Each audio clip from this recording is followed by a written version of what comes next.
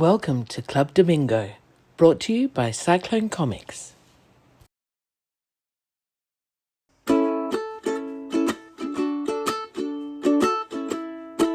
How Hi, long have we got Tim. left on this earth, Gary, is what I was about to ask you. It's our 75th show, and I feel like I'm about 75. Yeah, me too. Hello, 75. kiddies at home. Yeah, wow. Okay. So that Yeah. was a bit ranty, wasn't it, before you pressed record? Yeah, well, I had to press record to shut you up. Exactly. And it was not related to anything that we're going to chat about today. Oh, that's can Yes. can That's a can you that, hear Boots? Boots is over in the corner. yeah, I Having saw I a saw him walk past in the background there. her, but yeah, she's not Sorry, I've home. got a him that comes naturally to the Rusty's a boy, so Dogs are boys, cats are girls. That's the way you that's just remember. the way it works. Right, That's right. Rusty, yeah, girl. You okay, Boots? No, Boots is not well. I was just chatting to Gary about that. That's one of the things that we were ranting about. So she just had another little turn, and she's okay now. So yeah, yeah. What a prelim to the show today, Gaz. Ah, That was, yes. Well, yeah, but it was yeah. it was nothing to do with anything that's on my list. That's for sure. So because my list has got a couple of things on there that we might get ranty about. I don't know, because we didn't even talk I about what's on my list or don't what's know on what's your on list. your list, but I bet you it's probably on the same things on my list. To it, I'm pretty sure, yeah. Oh, talking Uh, about vague booking. What do they say? yeah, vague vlogging. Vague. Um, yeah, so it's been a very unproductive week for you, and it's been productive for me on the. I've been working on the back end of the Australian Comics database site, but it's been very frustrating trying to get A to work with B and for the changes and upgrades to actually stick. So I'm just persisting with that until it's done to get it off my plate.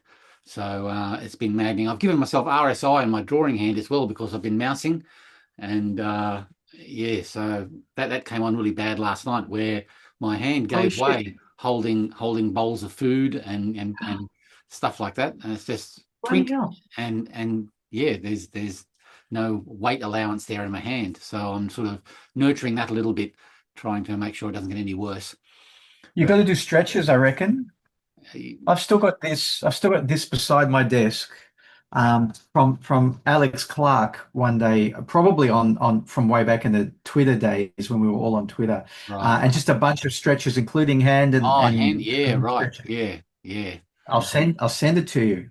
Oh, But Alex Clark, who's a Melbourne comic book creator, cartoonist, um, uh, she made that for us to try to help to keep us all healthy, and it's been sitting good by my on. desk ever since it was made in 2018. Thank you for that. Thank you for your service, Alex. I've got these. Oh, that's because you're Mr. Muscles, Yeah, or yeah. you're staring No, I'm because it's not even going to risk that with my right hand. But r. Yeah, it's wrist day. yeah. And Yeah, when that doesn't work on the hands, I just put my nuts in there and just squeeze. Yeah, fabulous. yeah. Speaking of nuts, I had reason because of my teaching to go and find that Looney Tunes cartoon where the squirrel finds nuts. Have you ever seen With that the one? mouthful of. Yeah, yeah. Until he finds the coconut, he wants Oh, bigger and that's bigger right. nuts, and then he finds the coconut, can't split it Got open. the Empire Kiddies State at home. Building and drops it off. That's right. Yeah. And breaks the road.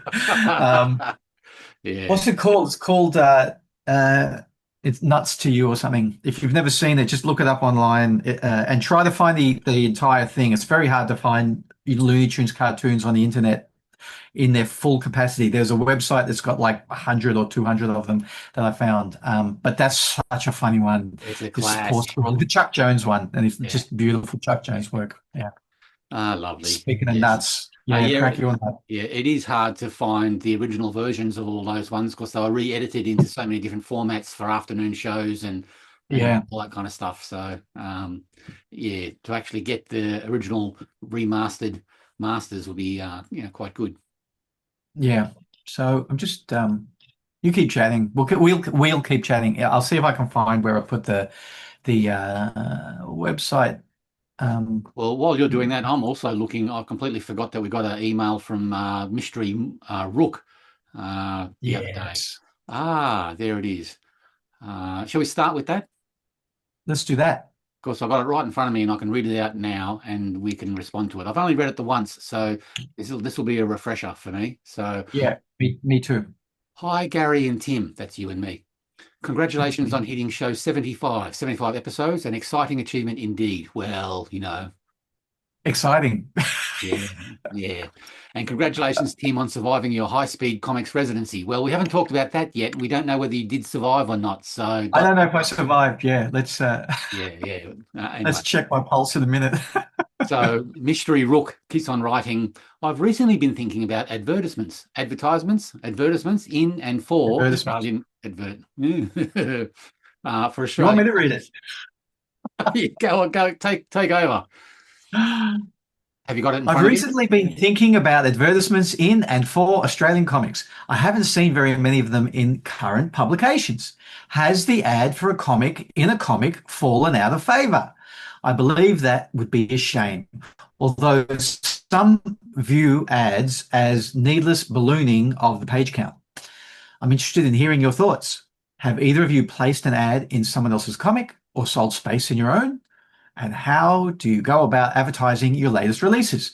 I really appreciate the work that the both of you put into the show. I hope you both have an absurdly fantastic day.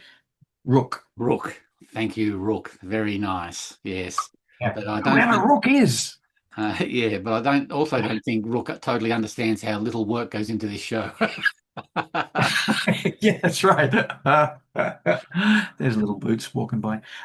Yeah, good questions there, Rook. They're it's an interesting thing, isn't it? So um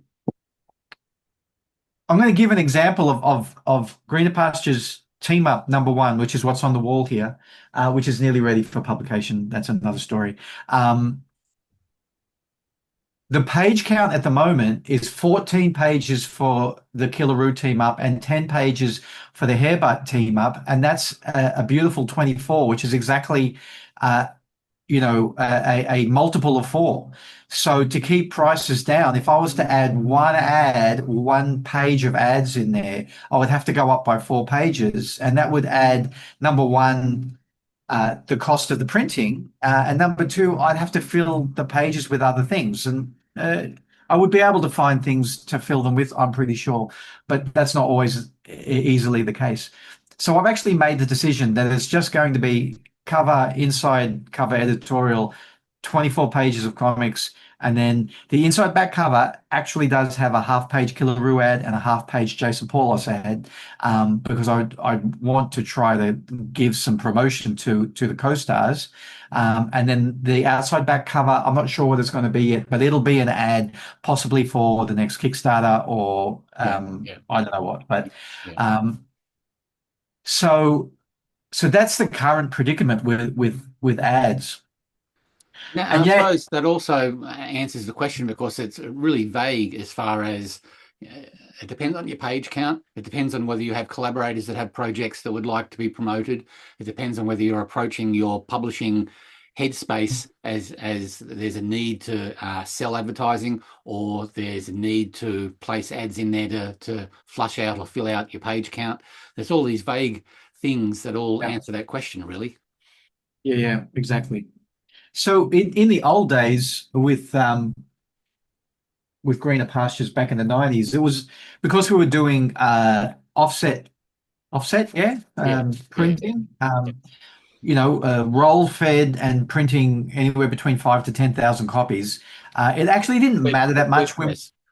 Web, web press, not internet, the web, different type of web. Yeah, So yeah, web press. Newspaper reels, rolls. Yeah, Yes. exactly. Yeah.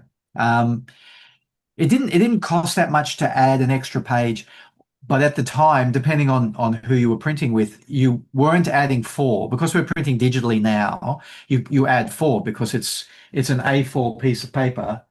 As an example, it doesn't have to be A4, but it's the piece of paper, and then you fold it, and then you've got 4 pages, right? 1, 2, 3, 4, and that's how that that's how come you have to go up by at least 4. While back with the web printing, it could be as much as 16 pages. It could be done in 16-page forms or signatures, sometimes 8, and sometimes they would like to go up by 16, but depending on what else they have on the press, they could go up by only 8. So, but it was usually like I had to add 8, at least 8. So I would normally like do the page count for the comic, and this is number 5, and that had a page count of 28 story pages. And then I would see how many ads I could get. So there's an there's an ad there for a long dead comic shop Yeah. called Zalando. Um, and then see how many pages I got left, and then I would put in my own page, either my own ads, either double page spread or full page. So how many pages was that interior pages in that particular issue? 30, Um, 32? and then I would just fill it up with all of the fan mail because we used to get a lot. So 28 pages of story, and then 1, 2, 3, 4, 5, 6, 7, 8, 9, 10, 11, 12, 13, Wow. 14, 15, 16. So I must have said, well, we're not going to have just the story. We're going to have at least something else. And the printer said, well, you have to add 16. So there's 16 extra pages there, which I easily filled, right? The letters pages alone is like 2, 4, 6 pages of letters. I would say we probably didn't quite get as much advertising as I wanted because I have an ad there that I would have given for free to Michael's dad's hair salon. Yeah. Um, but So and that we would have did the been, ad for the tour that we were about to do. So yeah, yeah, 16 pages of extra material, and I do miss that. There was, I loved having the photos in the back, although social media kind of takes the place of that. I guess it's not as much fun, and all the fan art as well, a double page spread of fan art for that issue. and what a lot of people probably don't realize as well is that the web stuff, the interior pages was done on one machine and your covers would have been done on another press. Yeah, yeah, exactly.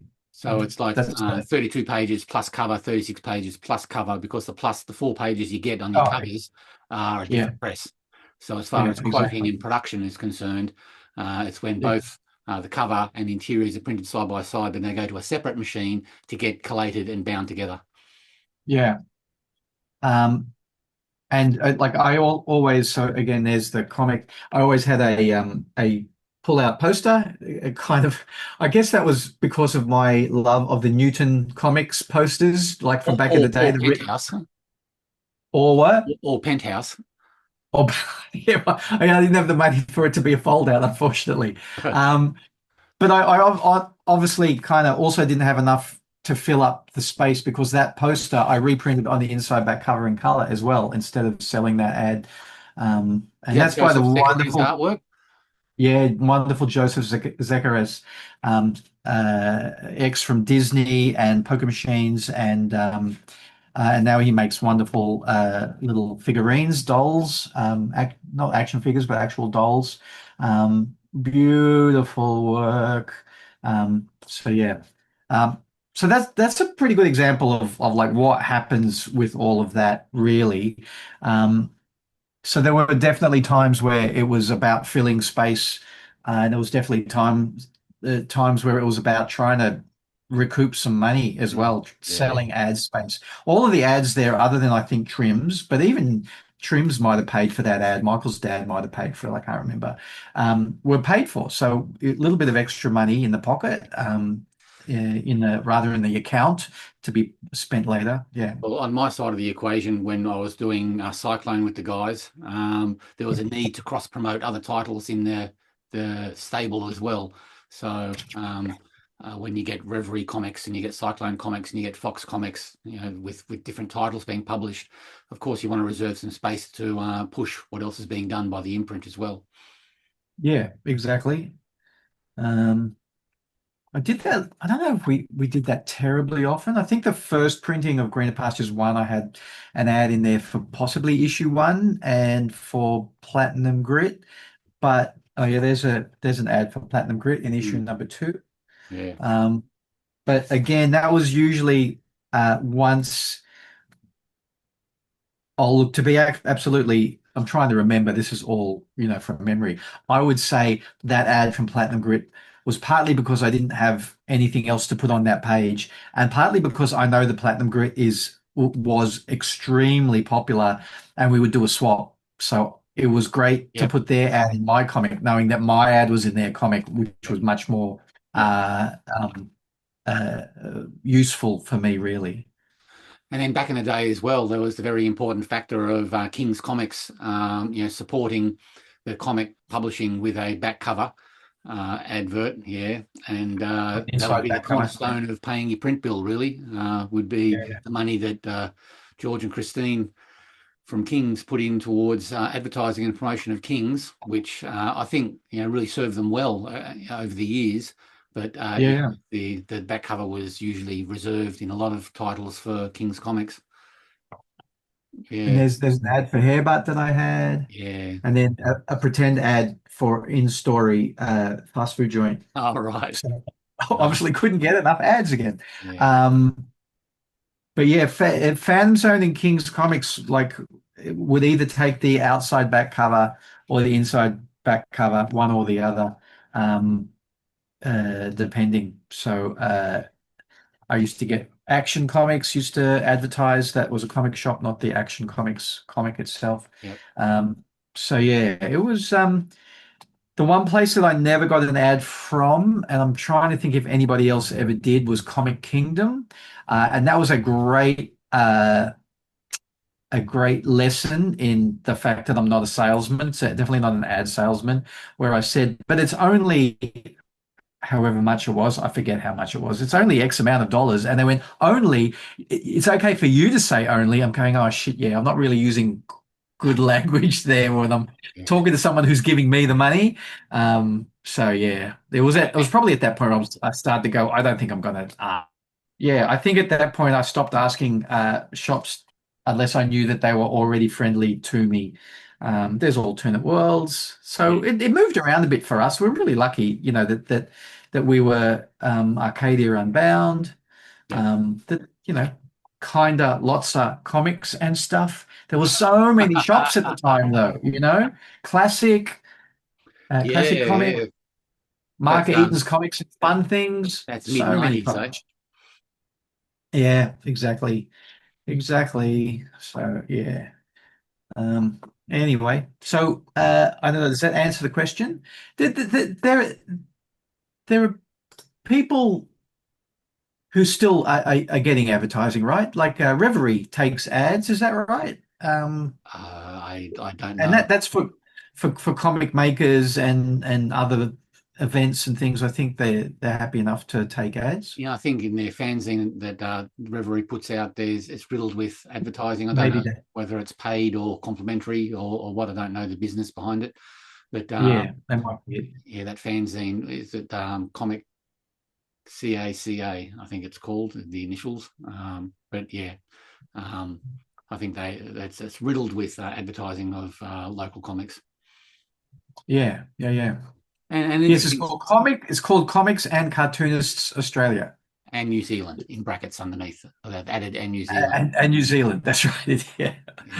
Yeah. And it's actually free to download if you go to the reveriepublications.com.au website and have a look there. Nice pickup. That's Nice kind of pickup. like a fanzine sort of thing that they Yes, make. yes, yes.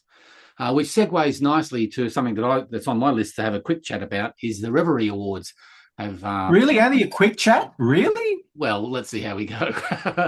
But the Reverie Awards have been looming for a while now, and I think Gary Geller is ready to press the button. He's asked for submissions to be sent to his address or a address, and I thought it was interesting that there's been a lot of interest on the Facebook thread about it and what the awards will be. And he's working on a website at the moment that'll answer all those questions.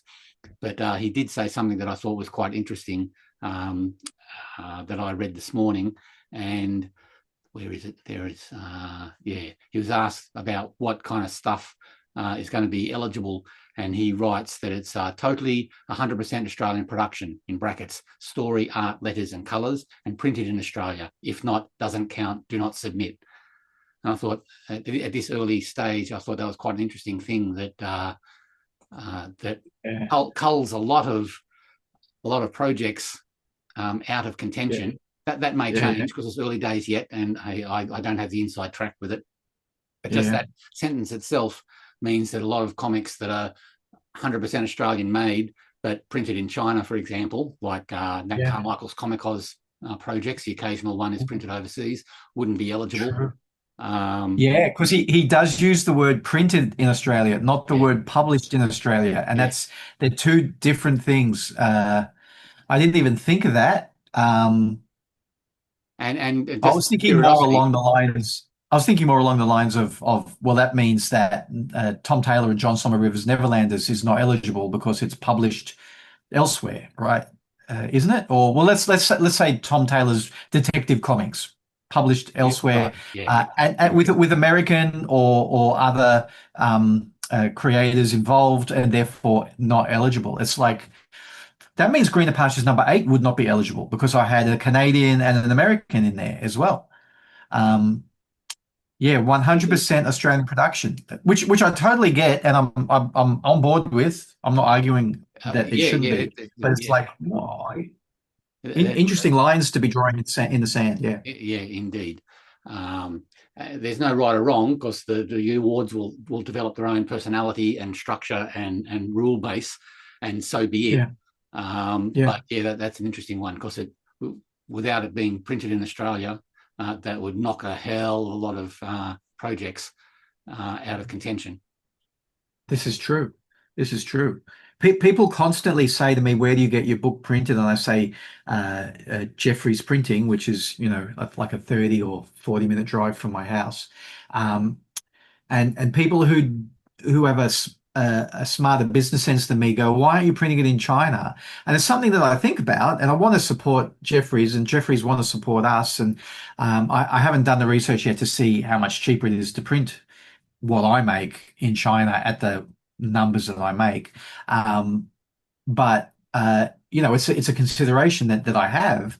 And then all of a sudden it wouldn't be eligible for an Australian award. So and I don't think that's should be a factor in your decision making because no. Yeah, indeed. For a whole swag of other reasons. But just on my side of the equation, thinking of the projects that I've done over the years, that the whole collector John Law wouldn't be applicable because it was published by Titan, and yet everything in that book was 100% produced by me and my assistants in getting toning and stuff done. And that was 100% Australian, except the fact that it was published overseas. Yeah. So interesting. Let me have another quick look over that post. What I love, I would love to win one of these so I could have that trophy. And I don't know if they're making them in full color or if they're making them bronzed. But for those of you that haven't seen it, it's the character Ken Oath from way back. Was it like Reverie #2 he was on the cover of? But he was a Reverie mascot. Reverie having a really long history, like good 35 years maybe, as an anthology way back in the day. And really, like, again, for me as somebody young and looking at Australian comics, it was really exciting to find this new anthology. And he was on the cover. What was the name of the cartoonist that drew Ken Oath? It'll come to me in a minute. So the trophy is actually Ken, who's a koala, holding up a huge pencil. So that would be really cool. So yeah, that's a reason to win, I reckon. To get one of those on my desk would be cool. But then there is, let me see. So Danny Nolan comments on that post. I hope there's no best Kickstarter award, which I guess he's having a bit of a dig at the Kickstarter awards, the Australian Kickstarter awards. The Ackas. the Ackas, which I feel like are not a bad thing. It's like if I want to know who's going to win, I can just go to Kickstarter and do the sums myself because it's who made the most money, who had the most backers. I think there's like a most improved sort of category as well or something. I don't know, but there's only a few categories, and it's all about how successful you were on Kickstarter. There's no subjective. No, there's no subjective judging. Yeah. And And I go that it's an in-house awards for yeah, success. yeah. Yeah. And I think that's great. Financial success and issues sold success. Yeah. Yeah, yeah. I can't see anything wrong with that. Like, go ahead and make that award, It is what it is. and yeah, and talk about Kickstarter as a platform, and keep promoting it as a platform, and keep promoting the work that did well on the platform. Keep promoting that. I'm not sure why you would want to put the boot into that as if it's an issue. Um, Yeah. But what uh, that does bring up as well is the title of the Reverie Awards, whether it's selling itself just as awards given out to Reverie publications. right. So Uh, is that a concern you have that it will only be won by Reverie publications? I wouldn't say it's a concern, but people have been thinking that it might be quite insular Yeah. from what I've been told. And Well, I'm an optimist, and I have faith that Gary, who's the publisher at Reverie Comics, it's like the Eagle Awards, I guess. It wasn't Eagle like a publication in England, and then they set up the Eagle Awards for comics, and any English comic was able to win. that's going back. Yeah. But yeah, I have faith that Gary Della is not going to be stacking the deck. Oh, Um, no, but yeah, it's a question of whether the name is appropriate for what he wants to do with the awards. And I can yeah, see why he wants yeah, to yeah, use it, because that's for his sure. name. That's what Yeah, he's been operating under for decades and decades, and yeah, I can see that logic. I may not agree with it, but I can see it. yeah, But if the awards want to be seen as something that is larger than just the Reverie brand, maybe a rename might be a good idea. But I can see yeah, why you yeah. want to keep Gotcha. it the way it is. Yeah. Yeah, yeah, yeah, yeah. I see now. I didn't mean to infer that you were concerned. Sorry, I didn't mean to imply that you were concerned that there might be stacking of the deck or whatever, but more like as a marketing exercise, and everyone else who's in Australian comics looking at it going like, how do I get involved? I'm not a Reverie publication sort of thing. So Yeah, yeah, yeah. yeah, But yeah, more information will come once the website is up. And Gary, I'm sure, has been thinking long and hard about how to present the awards and what they represent, and what he's trying to yeah, achieve with it, and all become clearer as the weeks and months yeah. roll by. And God bless Nat Carmichael. He's going, well, tell me more about it. Tell me now. Like, I need to know. And it's like, I started doing that myself. I typed out like 3 questions, and I went, you know what? If he hasn't told us yet, it's because it's not sorted yet.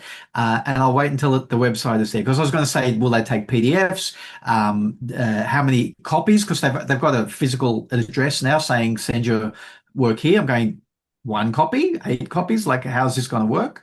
Yeah, web comics So and digital comics. I mean, yeah, how exactly yeah, does yeah. that? Are Yeah, there categories, et cetera, et cetera? you and I are in a unique situation where we've been there and done that as far as the ramifications of submissions of work, and how to make that as easy as possible for someone, so Yeah. that or for anyone who wants to submit, so that their work gets seen. How will it be judged? And oh, many hours of trying to explain to people how the Ledger Awards were judged, and as fairly as possible, Yeah. and trying to be as an open house and as inclusive as possible. And yet there were people right towards the end of our stint organising them that were still thinking that it was all very insular, and how it's Yeah. jobs for the boys and awards for this, and this clique is getting it and that clique isn't. Yeah. Yeah. And it was so hard to explain to people where that's exactly the opposite of what we're trying to resolve here. We're trying to introduce an openness and a fairness and a egalitarian, like excellence was the key. Excellence was Yeah. really the key, and that someone on the team had to be Australian to make it an Australian based project. And really, it was as easy as that. But boy, there are some people that just didn't. Year after year, it was the same people going, "I don't understand. Why do you do this? Why do you do that?" And it's like we're trying to keep it open and fair and transparent. So that segues directly to the next thing that was on my list to talk about, which was the essay or the article that was published on theconversation.com. Was that on your list of things to talk about today as well? It was called. Yes, it is on my list. I think this is a good segue. It was called Friday Essay, Is There a Great Australian Graphic Novel? And I'm pretty sure that's not the first time that this, as a specific topic, has even been written about, the Great Australian Graphic Novel. So as soon as you have the heading or the headline, even, the Great Australian Graphic Novel, we're not going to be talking about certain types of comics, and we're not going to be talking about beautiful, poetic risograph fanzines, or mini comics. We're not going to be talking about them because it's not graphic novel in nature, and we're not going to probably be talking about the human fly as an example, or some sort of superhero thing. Very unlikely that we're going to be bringing superheroes into the mix there. And yet people are like getting their knickers in a knot saying, why are they talking about literacy or literary with a capital L? And it's like, because that's what the great American novel is, or the great Australian novel is. And we're trying to relate that to graphic novels and comic books as a storytelling medium. There's going to have to be a certain level of and this has been a subject on this show before, a certain level of a literary value. What the hell does that mean? A certain level of quality of writing, of art, of artistic value. Again, what do all of those things mean? And it was a really interesting article because it was just posing questions using lots of examples, but just posing questions and not really saying these are what are the contenders for the Great Australian Graphic Novel.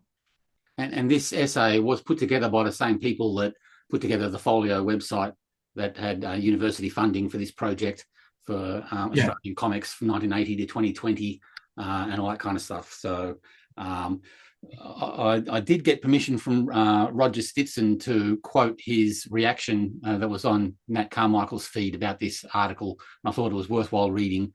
And I got in touch with him and he said, yeah, cool, go ahead. So you're a good person because I didn't get permission from anybody. I was going to start quoting, but you're a good man. But I'll read a couple of reactions, which are worth noting because I think it would represent a fair few creators in the scene at the moment and their attitude. But anyway, I've only done a quick scan of this article and didn't really enjoy what I saw. It concentrates on, in inverted commas, serious and even intellectual and insightful matter in the name of the graphic novel as big L literature of the sort that will garner prizes and be lauded in the wider mass media. There is an element of meaningful issues snobbery here in deciding which graphic novels are singled out. This may be great for academics doing university thesi anyway, but ignores, perhaps because the writer is oblivious of, many other types of graphic novels whose objectives, at least on the surface, are entertainment and love of storytelling. I offer one example which would suggest that there are others. Daniel Reed's Crumpleton Experiments. Reed doesn't even get a mention in the article for a graphic novel that's a joy to read and probably should have been turned into an animated movie by now. It may go close to answering that question, is there a great Australian graphic novel? And then he follows up quite quickly with, I make no criticism of the books named nor their authors, in the article that is. It's not their fault some critics and judges from an academic background hold them up as worthy and important as per the Leversite great tradition, and that they ultimately end up as texts on the education curriculum. The problem for me is that they're in the naming and the selection, they don't cast their net wider. And also that, generalisation alert, many of these books are the type that it feels like a duty and a responsibility and simply just hard work to read rather than an urge and a need for a desire to read them. I thought that was interesting. And we have talked about this before at length on the show as well. There's always going to be a a lack of meetings of the minds as to what is literary, what is worthwhile. Like for me, one of the greatest projects that is almost finished at the moment is Paul Mason's Vietnam Stories of the Phantom. I'd love to have a collection of those stories that he's writing for Frew on a regular basis in the floppy comic, and have it collected, because that's some mighty fine storytelling and artwork going on there. But it'll probably go through it might get collected, but it'll be overlooked when the conversation is had about, great Australian literature and storytelling. Mm. So I haven't had a chance to read that. So you're finding that the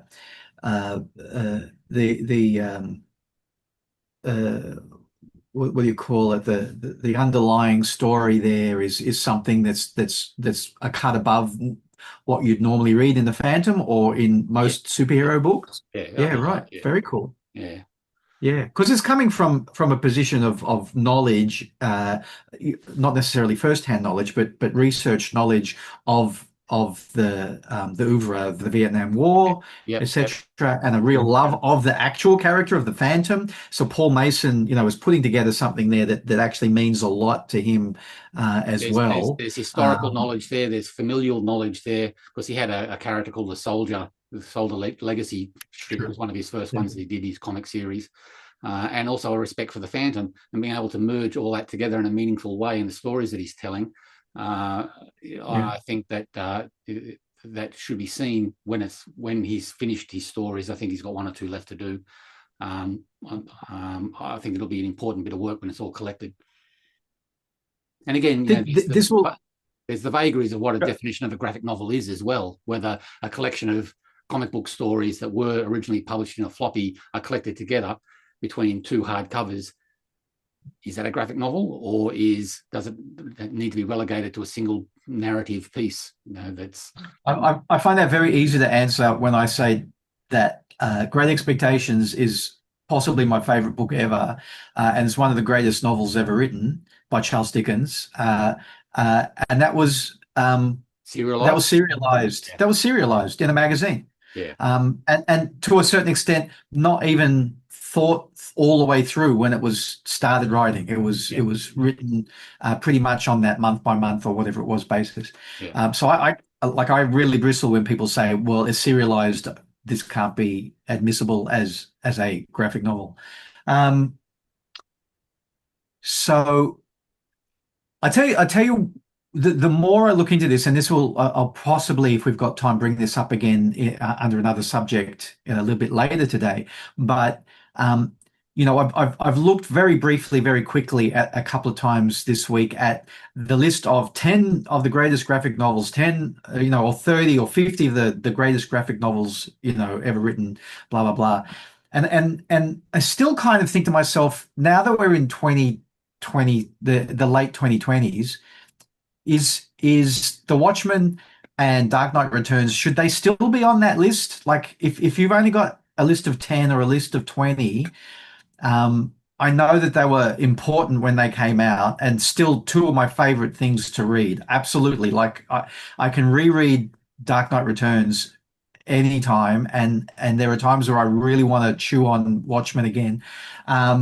But really, when you take into account the costuming and the characterization, the archetypal kind of superhero stuff, does that then start to keep on allowing it to have other things push it down in that ladder when new things are coming in? So that would be my concern. Well, yeah. Groundbreaking, important. But for how long are they still in that top 10 or that top 50 or whatever? And it's not. I don't think it's because of how old they are. I think it's because of the genre concerned, which is still superhero comics. Yeah. And that's a particularly American fascination. I think the advantage we have in Australia is our broad subject matter that allows for the superheroes to be represented in a much smaller degree creatively across the gamut of what is written and published about in the comic scene. Mm.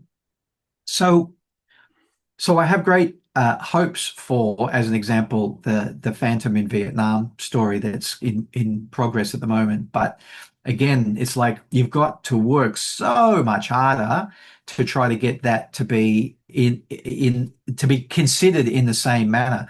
I guess the same as like, does Lord of the Rings, like, do people start to put that aside immediately because it's swords and sorcery and that kind of thing? Does it work against it? Like, In a very for general some sense, people, I don't get that sense at all. I think there's an acceptance that over time that has been allowed for that book now, that it's not just relegated as sword and sorcery. It's one of the great pieces of 20th century literature. So it's earned its place from people who want to put it up there. Plus, it's such a subjective thing, really. There's so many top tens that you could fit 100 books into any person's top 10, really. Given the parameters. Yeah, exactly. So I thought it was an interesting article, and I'm glad it's out there, because anytime that comics are taken seriously, I think helps all of us, no matter what genre of comic we work in and no matter what format we work in. I think that rising tide should be helping to rise all the boats. I just wrote that exactly to a text to Lee Chalker this morning. I was talking to him about that. Oh, wow. And in a very reductive sense, I said, good luck to the Reverie Awards, good luck to the Folio, like website and stuff like that, because really, in a general sense, rising tide lifts all boats. And then I said, give me 5 minutes and I'll probably turn into a bitch saying something bad about that. But I did actually type that very thing this morning, and I think that's a good thing to So, and as long as they're not asking me to do anything for it, then please go ahead and like make an awards and write an article and have a debate and all of that stuff. But I kind of draw that line where it's like, when we're kind of saying, so we shouldn't be doing that article and we shouldn't be doing that awards. It's like, guys, let's allow whatever is being created to work for us, Yep.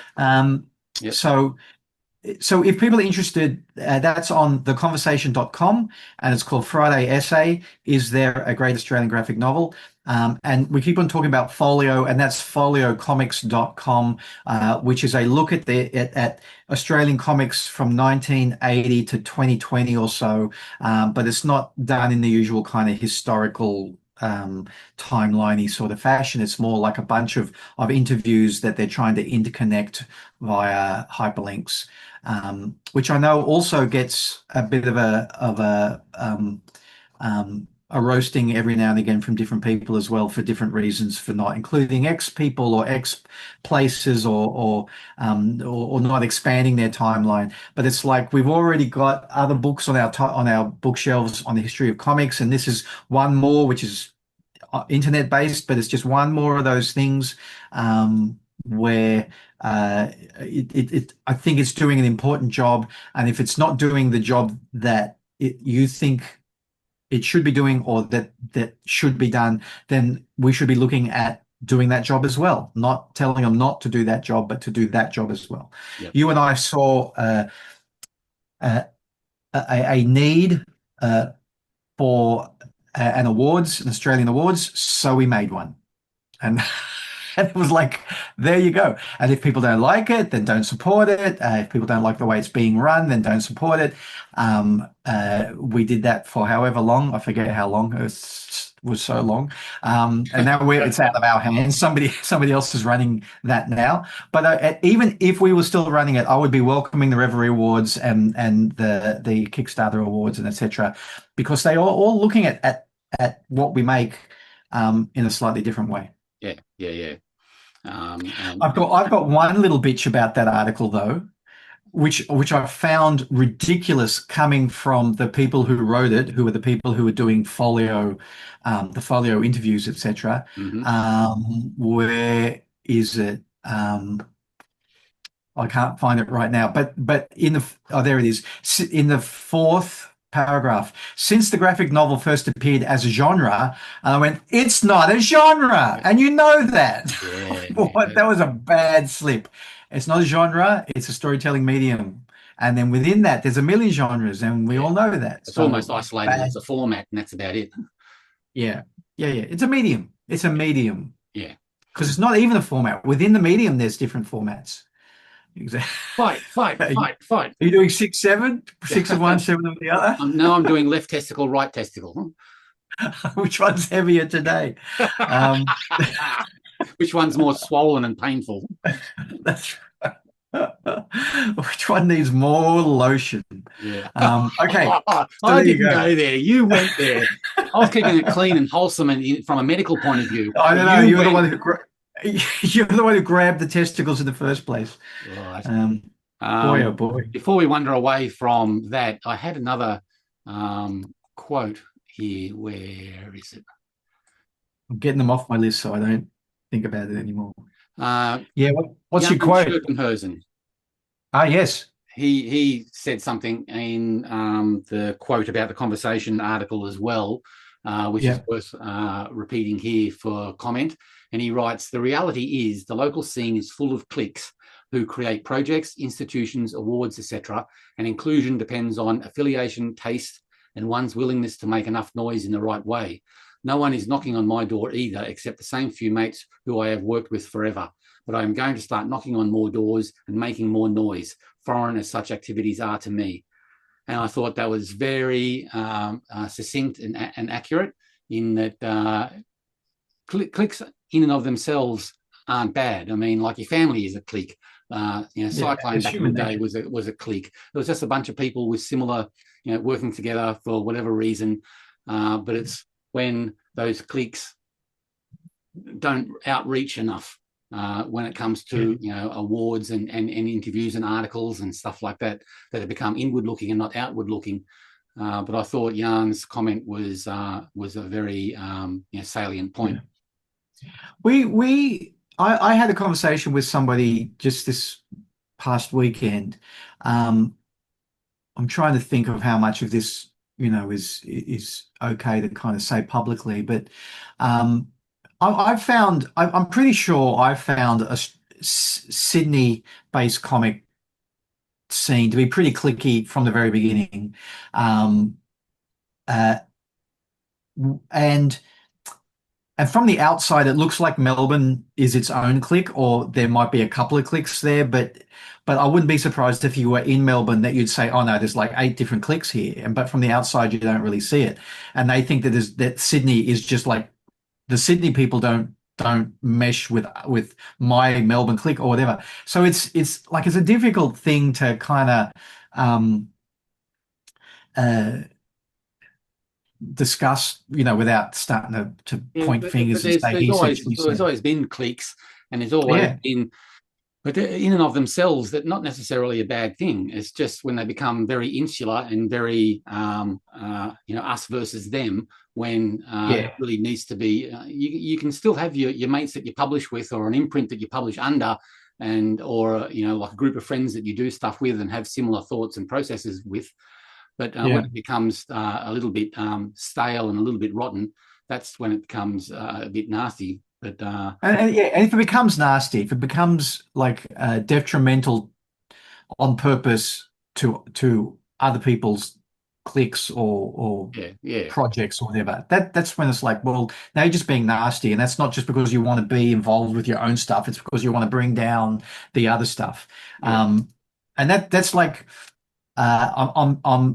I'm sure that Jan wasn't implying this, but when he says things like the local scene is full of cliques who create blah blah blah blah blah awards, etc.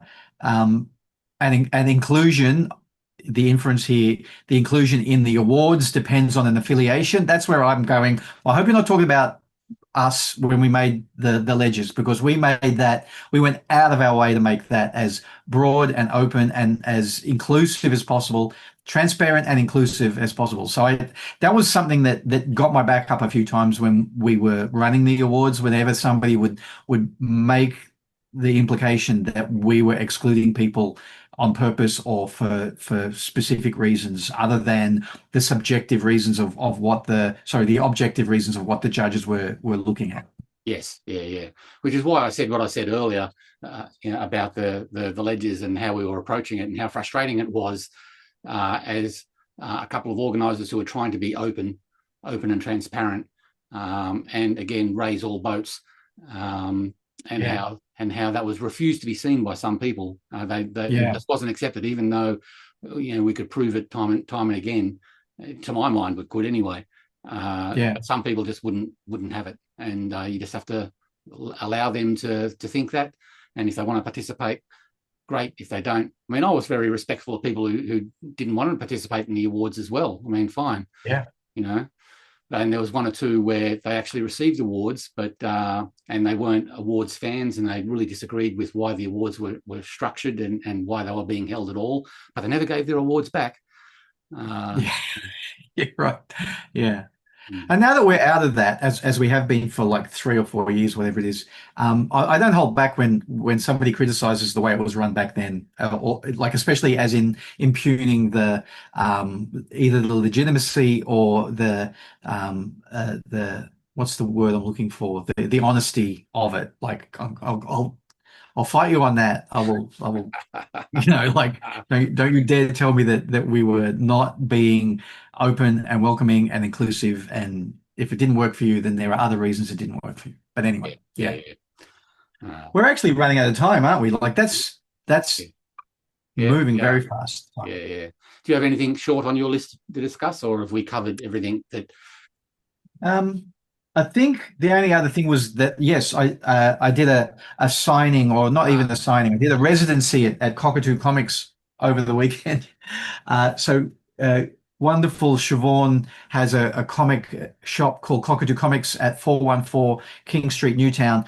Great shop, full of indie stuff, full of Australian stuff and international stuff, not just Australian and American, but Australian and international, and a great shop in a really great position. Repressed Records is across the road. There's a bunch of like vintage and secondhand clothing stores around. Wonderful end of King Street. I like that end of King Street. So I did a residency there, which was basically we set up a drawing board in the front window, and I sat and drew all day or chatted all day. We made a few sales. I kind of didn't feel like that was the main reason to be there, but it was nice when it happened. And chatted with some really interesting people. Some people I already knew came by. For example, Marcelo Baez, who does great comic illustration, great book illustration, but back in the day was making comics, and at the moment is trying to finish off Van Pan, which is a great IP that he's made up. Vampire Woman. So can't wait for that comic to be finished. It's always wonderful to see Marcelo. But David Williams was there as well. David Williams was the editor and I think the publisher of Australian Mad magazine. He turned up as well, and we had a great chat with him. Yeah, I've spent time with him before in the past. Some students, not of mine, but of other animation courses around the traps. There was like, I don't know, 3 or 4 of those type of people, either now still students or just graduated. We're just chatting about comics. What I really want to make is comics, so it's so great that we're still hearing that from young people. Ben Lee, the musician, walked past and I jumped outside and grabbed him by the scruff of his neck. Not quite. I said, "Hey, Mr. Lee." And he went, "Yes." And I said, "Oh, you met my son Samuel and you bought his comics at Otherworld Zine Fair." He went, "Oh, yeah, he was your son?" I said, "Yeah." I said, "I'm just in there. I make comics too." I pointed to my comics through the window. So that was a lovely little interaction on King Street. Nice. But in general, the people who were walking in and out of that store, and there were lots. There were times where it was really packed in there. It's a little joint, but it was packed. There were times where it was quiet, but there were definitely like more times when it was really packed in there. They were also lovely. So really, wonderful people coming in and asking Siobhan for some advice of what to buy, or just browsing and picking up interesting things. What was the age? What was the age? Like all ages? Oh my God. Absolutely. All ages, any kind of demographic that you want to mention, there was a broad range in every demographic. Yeah. But there was definitely little kids, and there were definitely people that were, looked to me like they were possibly in their 70s or 80s. There was still young, still young and vibrant. Still young. That's young right. at heart. So young at heart. It was It was really, really great. And it was wonderful because I had my back to the window and Anne-Marie was there helping me. And she would often go, somebody's watching. So people would stop and just look in and then keep going. And people would stop and look in and then come in because they were going to come in anyway. Yeah, yeah. I think that there was even a few people who stopped and looked and then came in even though they weren't planning on coming in. So Siobhan was really happy with the way that the whole thing went. I rearranged her shop a little bit because I took away the children's area in the front and moved the drawing board in there. Right. But I think it worked really well. So It's a great idea hopefully to be held every Saturday, like a different artist or whatever, oh my like God, every yeah, it'd be Saturday. amazing. So it becomes a routine thing. Let's go into town and check out who's in the window of Cockatoo. Yeah. Oh my God, absolutely. Mm. There was a tiny little comic shop in New York when we were there like a decade or more ago. And they had the tiniest little space in the window and they put a little drawing board in there and a person would actually go, like there was one particular person who was there for a month and that's where he did all his comic work. He would go there and just do all his comic work in the window. So I hope that something like that might happen for Siobhan. Um, I know we're just about to run out of time, but the thing that I drew was I finished penciling this, Yeah, which was going to be the nice. front cover of Team Up #1, and I inked it, That's and wonderful. It was great. yeah, so I inked it while I was there, and it seemed to work pretty well. I've got to just do some cleanups. I haven't rubbed it out yet, but there's also like these issues here. That And turned out really well. yeah, thanks. And then when I finished that, I tried to fix up what was going to be the Killaroo character for the same That's cover. nice too. Um, Yeah, the face was completely wrong, but now I'm seeing it in reverse on the camera there. I'm actually pretty happy with it. So right. nearly there. So yeah. Okay. Well, that's a good show. We've covered a lot. We're going to get ourselves into trouble or not. Yeah. Yeah. And I don't think we've said anything too nasty and backbiting. I think we've just been honest and playing a straight bat. Nothing nasty, a little bit controversial, maybe. Anyway, more comics more often. That's what I say. Yeah. Talk to you next week. I hope so. Bye, kiddies.